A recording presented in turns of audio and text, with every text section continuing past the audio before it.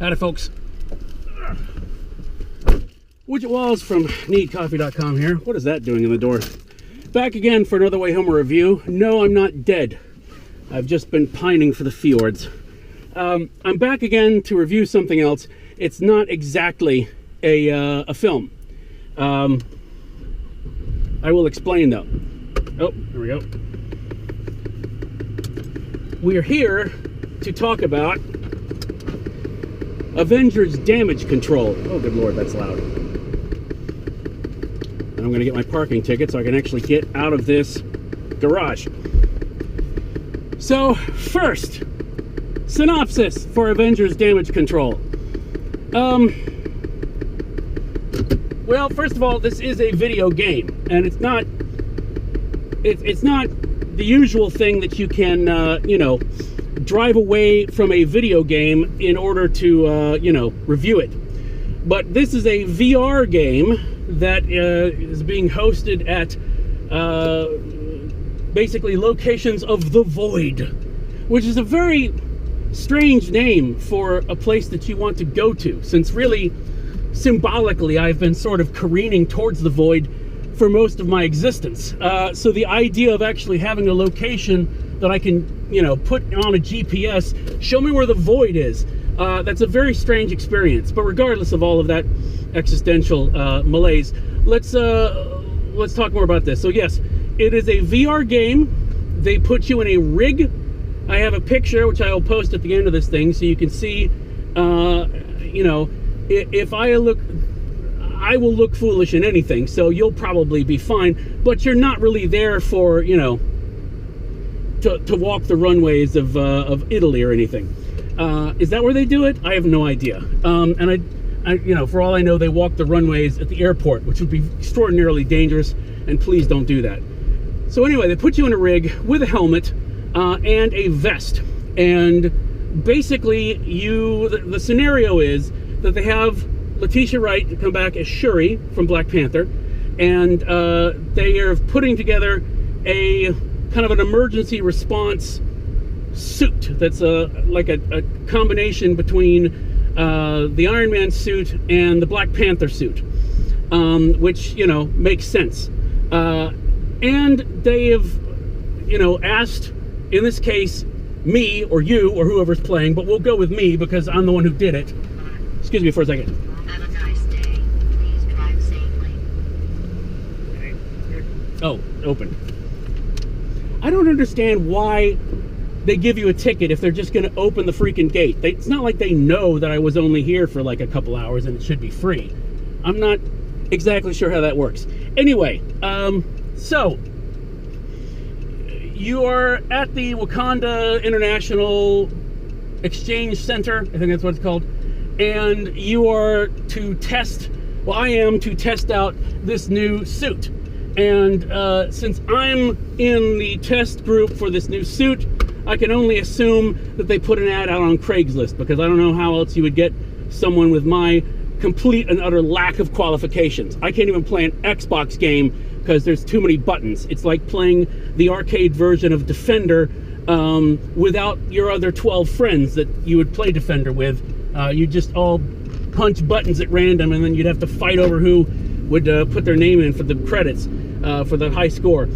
But anyway, so you're testing out this suit, and while this suit is going to be tested, it turns out that there is some kind of attack happening, a hack that is happening, that is threatening things worldwide, or something. And so, Shuri, because why wouldn't you, decides to basically make it a live fire test and put you, me, or whoever's in the suits into the line of fire with just a little bit over a 5% chance of survival, which, honestly, I go through most days with a 5% chance of survival, so it really was, nothing new. You basically you have, in essence, repulsor rays that you fire from your hands by putting your arm up and sticking your palm out. Then you can put up a shield and absorb energy like Black Panther could, and then you could return it as a sonic attack, which I don't think I ever figured out exactly how to do. So Yeah, that's basically it. And then you're thrown out into the field in multiple environments where you are joined by, and this was in the trailer, so this isn't a giveaway, you're joined by Doctor Strange and Ant-Man and the Wasp, all confirmed to be voiced by the original people. And there are other voices involved. I don't know which of them were the original people or not original people, MCU people or not.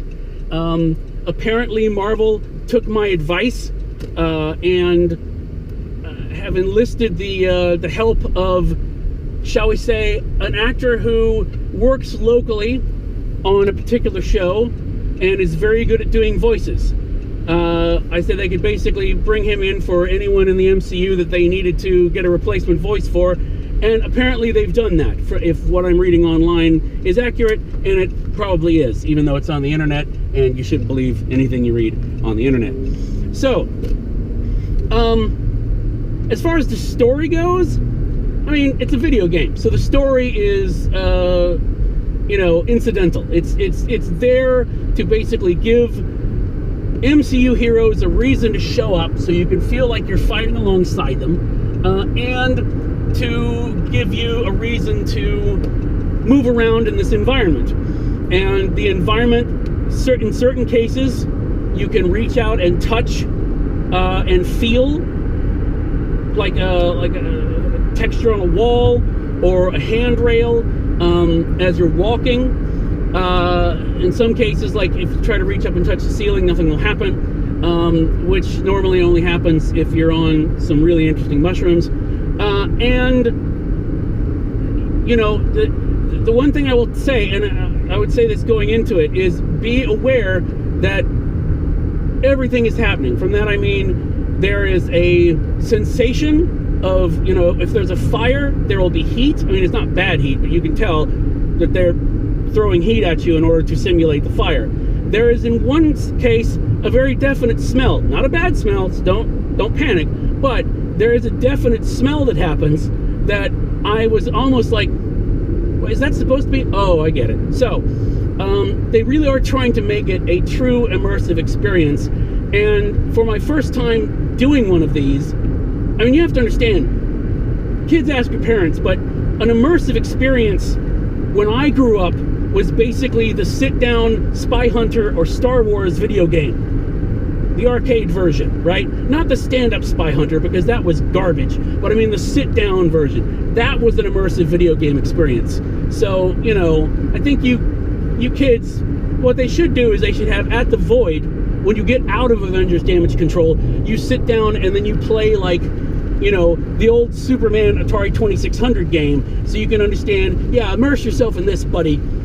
Anyway, so it's fun. It's fun. You get a brief training section, so you kind of know what you're doing.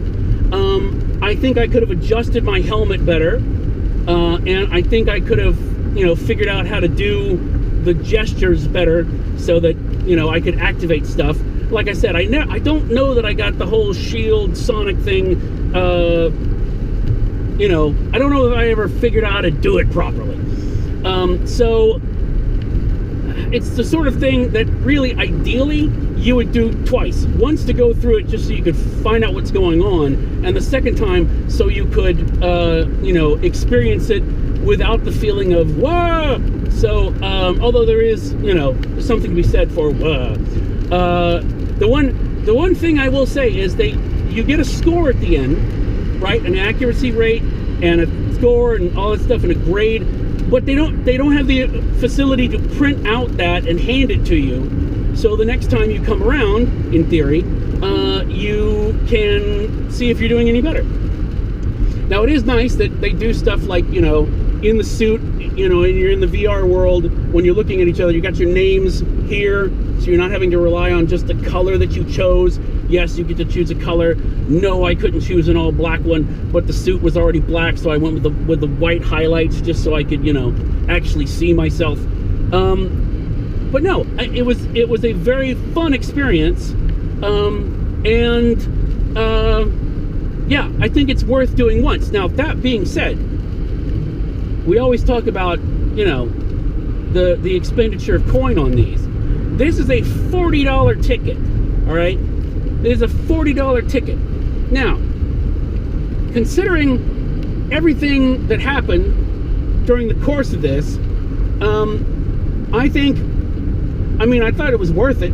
I can understand if you don't have $40 to throw at it. I don't really either. But, it's one of those experiences that I don't know when this is going to come around again. So that's my take on it. In fact, here, it's only going to be here in Atlanta for a few more days.